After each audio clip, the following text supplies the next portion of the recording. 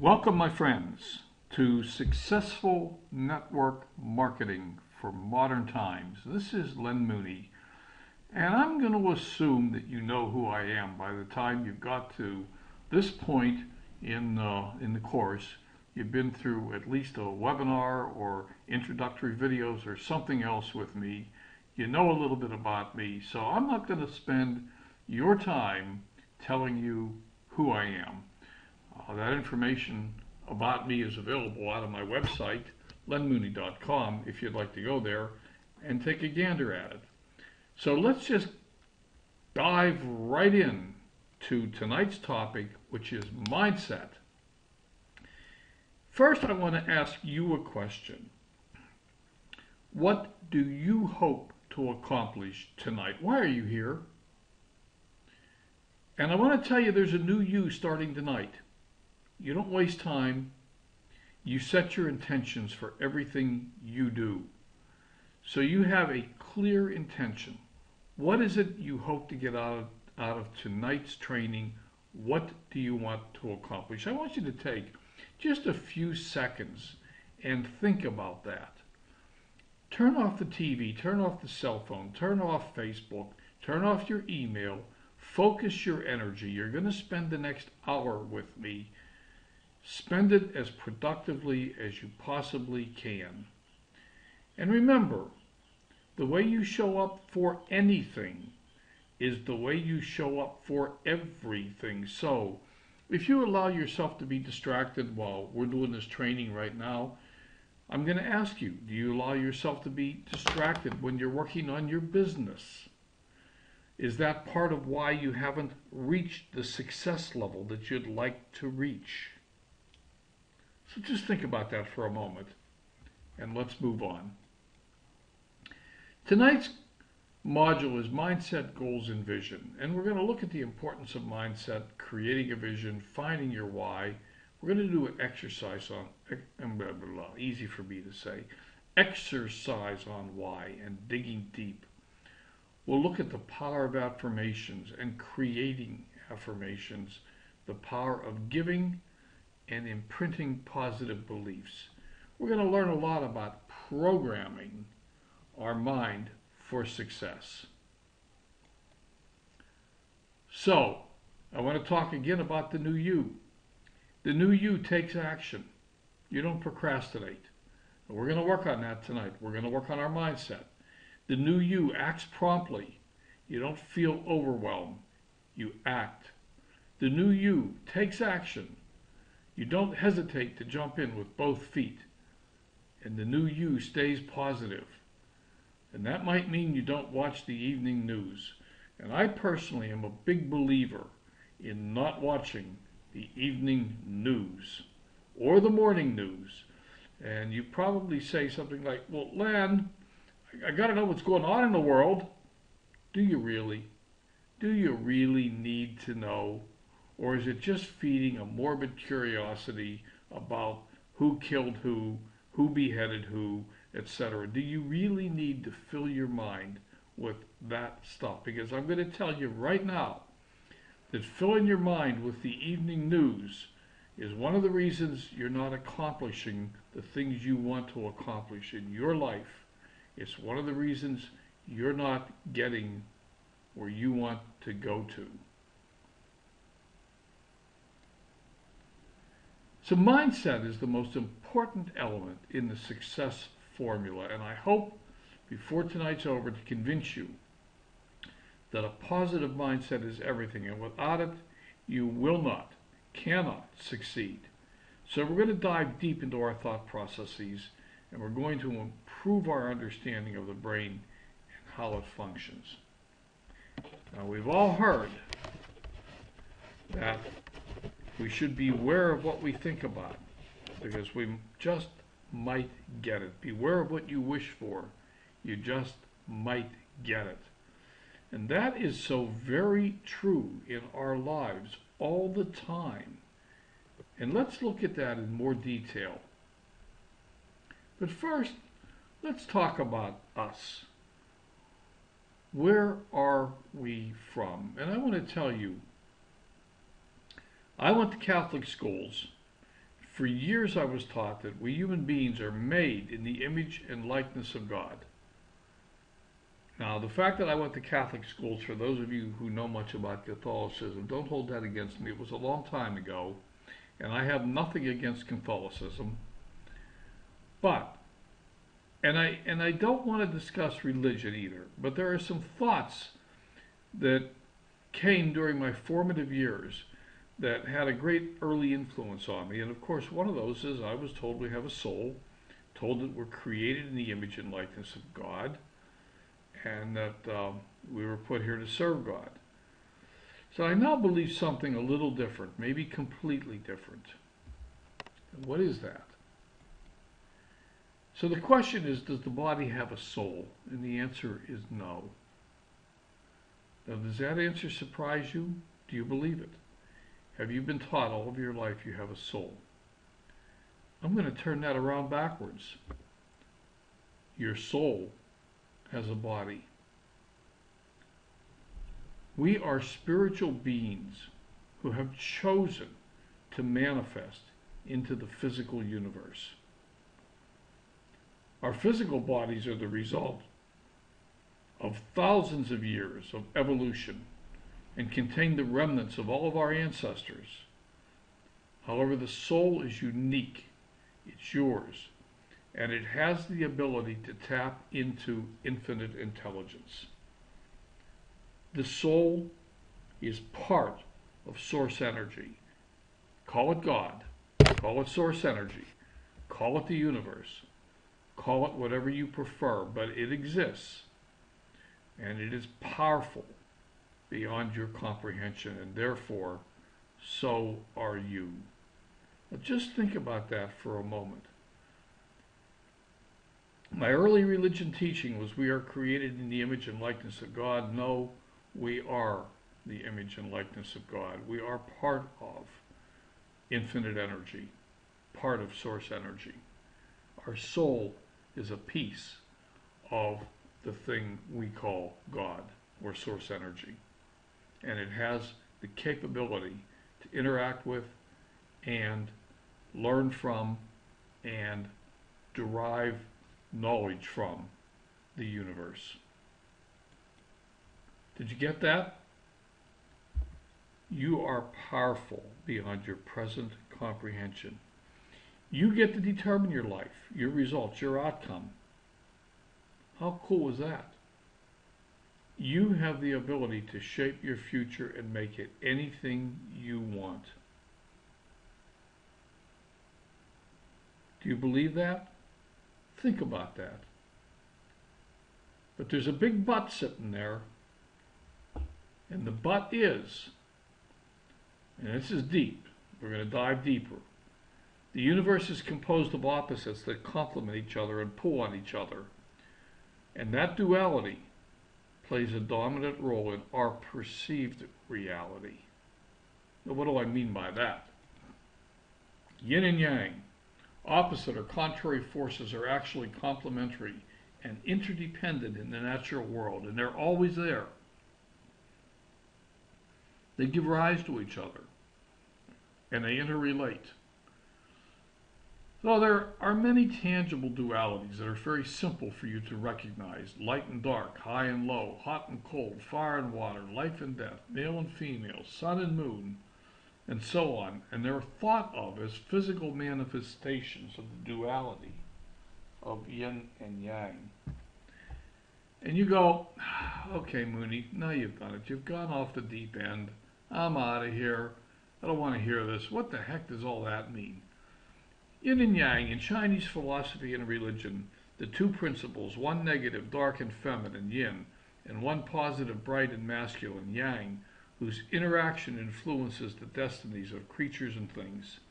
That's the Wikipedia definition. Well, how does that relate to us? What does it mean? The opposites are always there.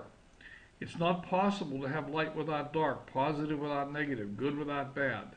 They coexist, they derive energy from each other, and they influence us daily. So, when you have negative thoughts, don't feel bad. It's not your fault. When you procrastinate, don't feel bad. Don't beat yourself up. It's not your fault. Just recognize it as part of the yin and yang, the give and take, the ebb and flow, the positive and negative of the universe, and learn that there are things that you can do to keep those negative forces in check. For those of you who have religion, the yin and yang of religion is the devil and God. In his incredible book, Outwitting the Devil, The Secret to Freedom and Success, Napoleon Hill describes an interview with the devil. Now, whether or not Hill's devil is a physical entity or entirely a figment of his very active imagination is not so terribly important. What is important is the message that comes from his interview. How to outwit the devil. It's really quite simple. We've heard this before. Left unattended, the natural state of affairs is to move toward disorder or chaos. If you don't weed the garden, the weeds take over. It's long been understood in thermodynamics that the universe drifts toward maximum entropy. Okay, what the heck does that mean? It means disorder, maximum disorder, randomness, chaos. The message is clear.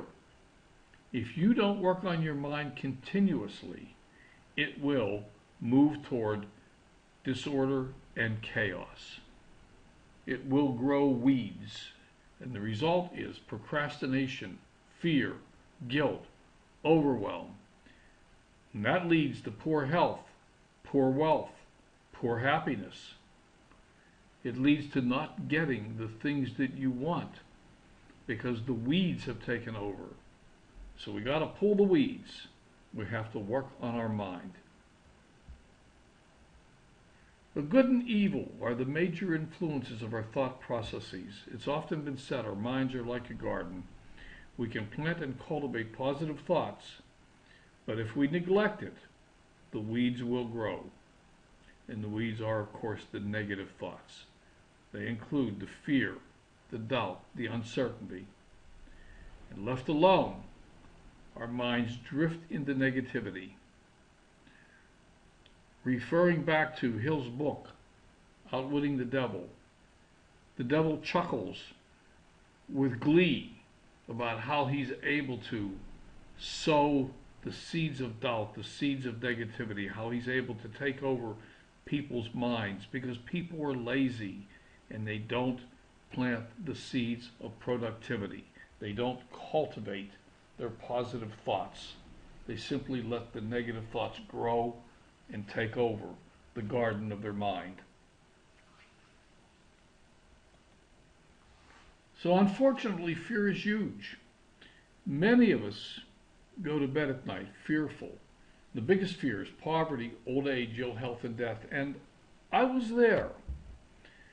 I remember laying in bed at night, just scared to death, worried out of my mind that I wasn't going to have enough money to pay the bills, that I was going to get sick, that something was going to go wrong. And as long as fear is our dominant thought, that's what we get more of.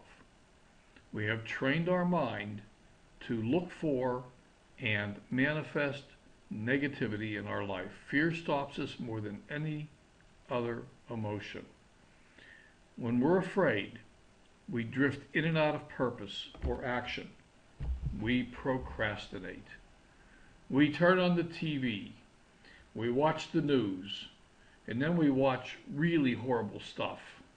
And we wonder why our mind is full of negative thoughts. And then we go to bed and we worry about the money and worry about the kids and worry about the job and worry about all the things that we need to put out of our mind, but we can't because we've filled it with fear. So for many of us, scarcity is the dominant thoughts. And it comes from our environment, our upbringing. A UCLA survey from a few years ago reported that the average one-year-old child hears the word no more than 400 times a day. So, no, you can't. No, you're not able to. You can't have that. Let me tell you, a couple of stories. One personal, when I was in 8th grade, I had a teacher in front of the entire class proclaim in a loud voice to me that I couldn't sing and that I should never try. And she stopped me from singing for many tens of years. I read another story recently of a young child who was handed an instrument at in a band in school, and he was told to play it. Well, he had never seen the instrument before, never touched it, didn't have any idea how to play it, so obviously he couldn't. And then he heard the band instructor later saying, he's got no musical talent. He should never try music. And the child went away believing that for many years, before one day he decided to battle that, take it on, got a piano, and learned how to play. Of course he couldn't play the instrument he was handed. He didn't have any instruction. He didn't know how. A fish looks awfully stupid if you ask it to climb a tree. But the negative programming comes from our families, our culture, our churches, our schools. We're told over and over again we can't do it. We're programmed to fail. If it's true that we have the power to choose how we feel, why do most people choose the negative? It's because we were born to win, but programmed to fail. We're programmed in the negative thinking from the moment we come into the world. It starts with our upbringing. By the time you reach the age of 18, you've heard the word no 200,000 times, maybe more. You've seen 30,000 acts of violence, maybe more. You've received more than 12 million messages in the form of advertising telling you how to look, what to eat, how to feel.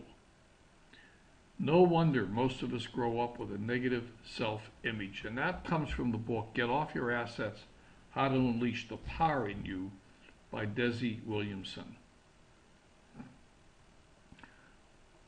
I raised 2 children. I watched my daughter, and I long ago understood that the most negative influence in her young life were the commercials on television. And the commercials on television drove her toward being sexy, having the right clothes, the right makeup, attracting the right boy, and not feeling good about herself if she didn't have all of the right stuff. It was a horrible message, and it truly impacts us in our formative years. So what are we to do about it? Well, we can turn on the evening news and do nothing and accept our fate and wither into negativity, or we can install new software, update the program, erase the negativity and replace it with positive thinking and definiteness of purpose. And you can do that. You can change your programming. You weren't born with this negativity. You were born as pure energy with the belief that you could do and accomplish anything you wanted to. My daughter is another good example. Before she could walk, when she could barely crawl, she could climb. She could climb to the top of anything she wanted to climb to. And when we couldn't find her, we learned at a very young age, her young age, to look up, because that's where she was. She was at the top of something. And of course, over the years, we did it. We told her, no, don't do that. No, that's dangerous. No, don't climb there. No, you might fall. No, you might get hurt. And guess what? She gradually quit climbing. When she was less than 1 year old, with her belief then that she could climb anything, she could have probably gone on to become a world-class mountain climber if she wanted to. But by the time she was 7, 8, 9 years old, she was afraid to climb anymore. She was afraid of what might happen, afraid she might get criticized, afraid she might fall and get hurt. We did it to her, her parents. So your thoughts determine your reality, and that's a bold statement, but we frequently heard that.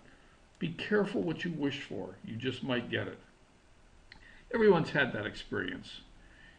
It's often been said that everything begins with a thought. And these are the real experiences of real people. We now know that fundamentally, the most important things determining your life's outcome are your dominant thoughts. We know that beyond any shadow of a doubt. And once again, you say, well, I think about having extra money to pay the bills. Why don't I get it? Is it your dominant thought? Or do you go to bed every night with fear that you won't have enough money to pay the bills? And that's really what you're focused on. You've got to look at what your dominant thought is. You've got to examine what you are focused on. You say you want to build a business, but the business isn't building. Why not? What are you afraid of? Do you have the self-image that says that you really deserve this business, that you deserve to be a leader, that you deserve the outcome that you want? Or have you been beaten down over the years saying, no, you need to get a job, you need a good job, you just need to go to your cubicle, shut up, sit down, do what you're told? Is that what you believe? Let's begin to change your programming.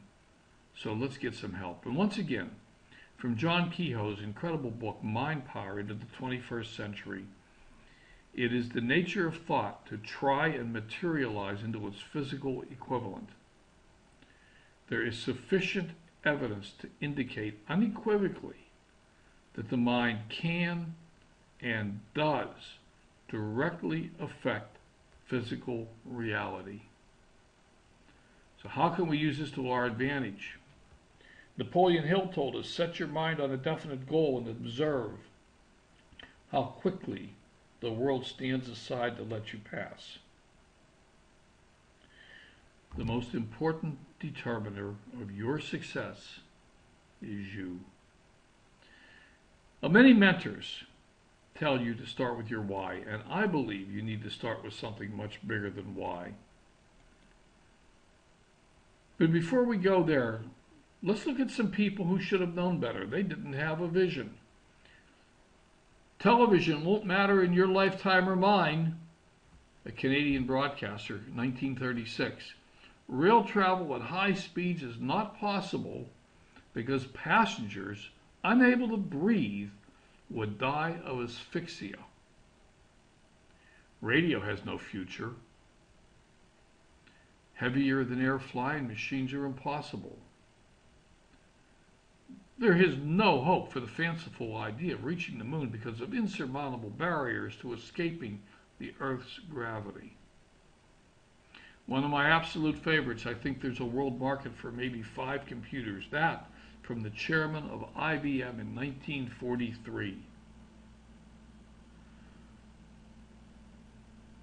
From Ken Olsen, the chairman and founder of Digital Equipment Corporation, there's no reason anyone would want a computer in their home. From Mr. Warner of Warner Brothers in 1927, who the hell wants to hear actors talk? Vision. One of the things that we've often been told is be careful when you say something can't be done, because somebody is probably already doing it. The doers of the world pass up the naysayers of the world by doing the things that the naysayers say can't be done. So which are you? Are you a doer or are you a naysayer? What is your vision? What does your life look like 1 year, 3 years, 5 years from now? And you know, I want you to take this really seriously. I want you to spend some time thinking about, writing down what your life looks like. Your vision's bigger than your why. It's who or what you want to become. It's the legacy you want to leave for your family, your children, your grandchildren. It's the impact you want to have on planet Earth. And there is a worksheet for you to print. So let's look at it. I want you to start with a clean piece of paper and write down what your life is like in, I said 5 years.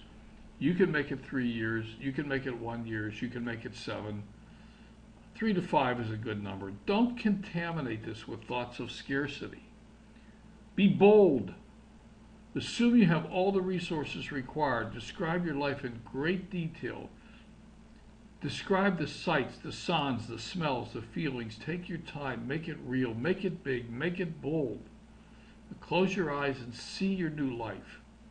Experience your new life. Make it now. Make it in the present. Believe it. Believe, whoops, sorry about that. Believe that it's possible. So just some ideas. Where do you live? What does your house look like? How big is it?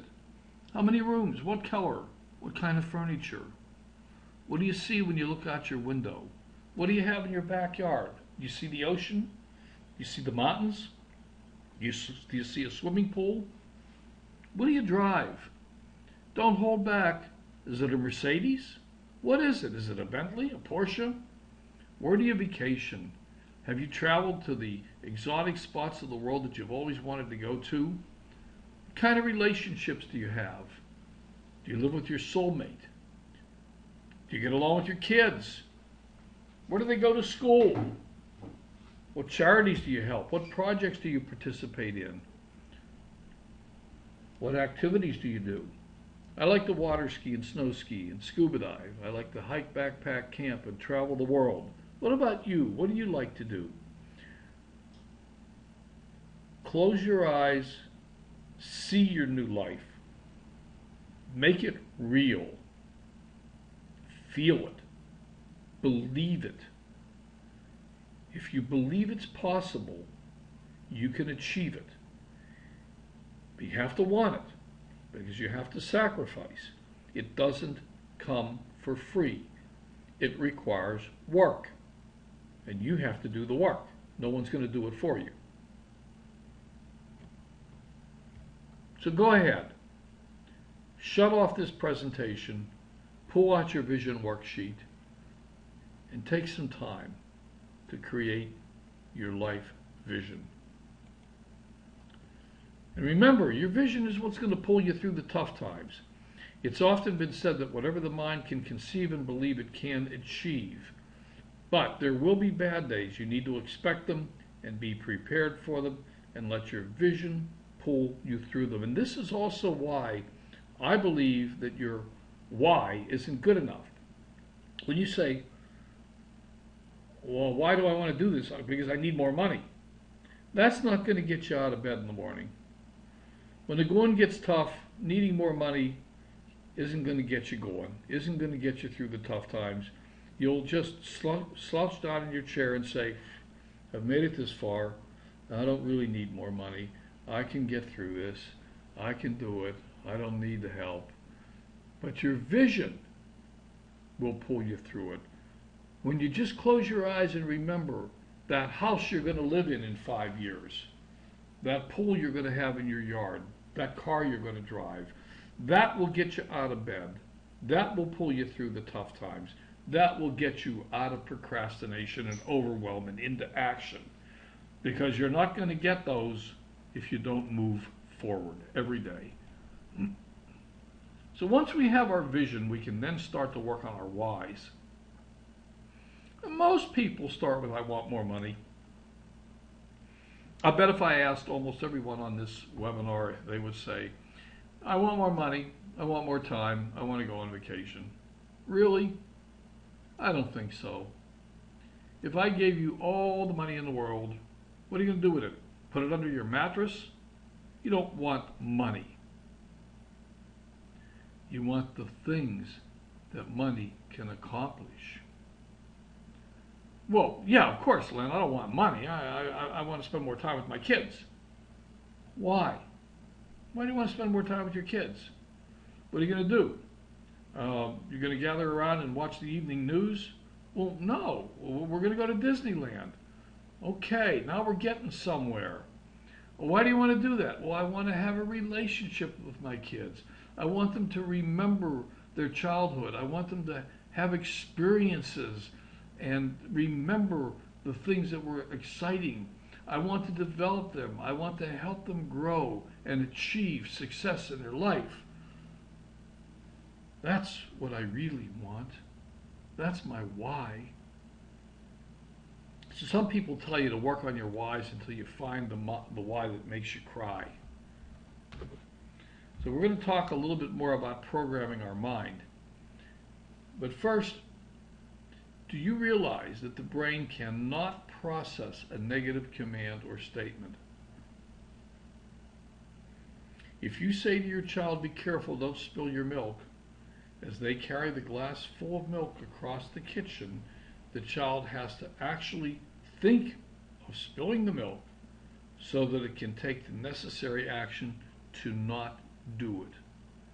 I noticed a long time ago that if I told my child, be careful, you're going to fall, that the child usually fell. And if I just shut my mouth, they usually didn't. Isn't that powerful? Think about that.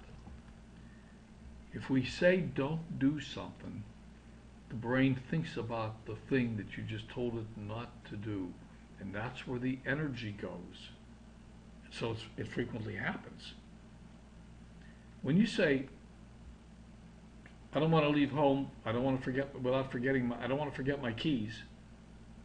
How many times do you walk out the door and you forgot the keys? Why? Because you put energy into forgetting instead of into remembering. Remember to take the keys is much more powerful than don't forget the keys. When you say don't forget the, what does your mind hear? It hears forget the. When you say remember the, what does your mind hear? Think about that. And I'll bet that you can think of many times in your life when you programmed yourself for the negative, and the negative is what happened, even though you were trying to program yourself for the positive results. You did it in a negative way. So, how can we use all this information? We can begin to imprint on our conscious mind with affirmations, daily readings, and mind training. We have to focus on the desired result. We don't focus on what we don't want to do, we focus on what we do want to do. We believe in the future, and we invoke the enormous power of the subconscious mind. It is believed that any thought held long enough, and with conviction and emotion, must be acted upon by the subconscious mind, which will strive to create the physical equivalent. So let's talk about affirmations. They must be positive. They must be present tense. They must be repeated often and with conviction. Let me pick on smoking for a moment. When I was a child growing up, everybody smoked. Everybody. And we were told that secondhand smoke wasn't bad for you because it had already been filtered. So I started smoking in 4th grade. And I smoked for over 20 years. And why? Because I associated smoking with good things, pleasure, with becoming an adult, with growing up. How did I get rid of smoking? I began to associate it with bad things like cancer. I programmed myself. I am smoke-free, I am smoke-free, I am smoke-free. Well, why does it have to be repeated often with conviction? Because you are overriding 20 years of bad programming. The bad program didn't start yesterday. You didn't say it once to yourself, I associate smoke with being an adult, that thought wasn't one time. So you don't have to negate it one time. You have to negate it many, many, many, many, many times to override it, because it is deeply ingrained in your subconscious mind. So I am financially free. I am smoke free. I am free of alcohol and drugs. Notice, I didn't say I want to pay the bills. I have enough money to pay the bills. Don't put the bills in the equation. I am financially free. Don't think about bills. Think about the freedom that the money will bring you. I am smoke free. I am alcohol and drug free. I am successful. I am building my network. I am attracting the right people to me. I am the leader that people are looking for. Go back to your vision. I live in a fill-in-the-blank house. I have a wonderful, loving, caring wife. I have a great relationship with my children. These are example affirmations. And once again, affirmations need to be positive, they need to be present tense, and they need to be repeated often, because you're overriding years of negative programming. But for many people, affirmations can be really hard. There's a bunch of little monkeys in between your ears that keep chattering. No, you're not. No, you don't. No, you won't. No, you can't. I am smoke free. No, you're not. You have a cigarette in your hand. I am alcohol free. No, you're not. You just opened the beer. Okay. So one way to work around that seems to be very effective is the power of intentions. Rather than affirmations saying I am smoke free, an alternative is setting intentions. I intend to be smoke free by, pick a date. The date is extremely important. I intend to build a team of 100 representatives by, date. I intend to weigh 150 pounds by June 1st. Be specific, be measurable. Put the power of intention to work for you. Tell your subconscious mind what you intend to do and let it work on figuring out how to help you do that. So once again, if the affirmations don't work for you because of all the little monkeys chattering in your head telling you, no you can't, no you won't, no you can't, no you won't, try intentions. Try setting your intentions. And let your subconscious mind sleep on it. Don't watch the 10 o'clock news before you go to bed, or the 11 o'clock news. You don't need it. Go to bed thinking about what you want, not what you don't want. Read your affirmations. Some people put them on index cards and carry them around with them. That's a highly recommended strategy. I've heard recommendation of programming your affirmations into your cell phone so that you can lay in bed and read your affirmations from your cell phone. Believe in abundance. Say your affirmations or state your intentions last thing at night and first thing in the morning. Read and listen to positive mind-expanding books and tapes. Instead of turning on the morning news, pick up a copy of Jack Canfield's The Success Principles and read 10 pages of it. You don't need the morning news. You do need the success principles. But for God's sake, don't watch the news. Better yet, throw away the TV completely. You don't need it. I haven't had television for years. I do have a TV, and I have a VCR or a Blu-ray player, so I can slip in a movie. But I don't have television. I can't turn on CSI. What I have learned is, for the most part, the programming is just way too negative, and we tend to gravitate toward the negative programming. So I just don't even bother. I don't have a TV, or I don't have TV. So feed your mind what you want. If you feed your subconscious mind thoughts of fear, scarcity, negativity, chaos, and failure, that's what it's going to work on manifesting for you. If you feed it thoughts of abundance, health, wealth, and happiness, that's what it's going to work on for you. But it's going to take time. You can't expect instant results. It won't happen overnight. And the reason it won't happen overnight is because you have many, many, many, many, many, many years of negative programming to overcome, to reprogram, to change. But start today, because today's the next day of the rest of your life. And what do you want the rest of your life to look like? Where's that vision? Get that vision out. Look at it again. Check it once. Before you go to bed, look at your vision. So I hope I've convinced you to work on your mindset. Without reinforcement, the weeds will grow. The weeds are procrastination, fear, doubt, uncertainty, overwhelm.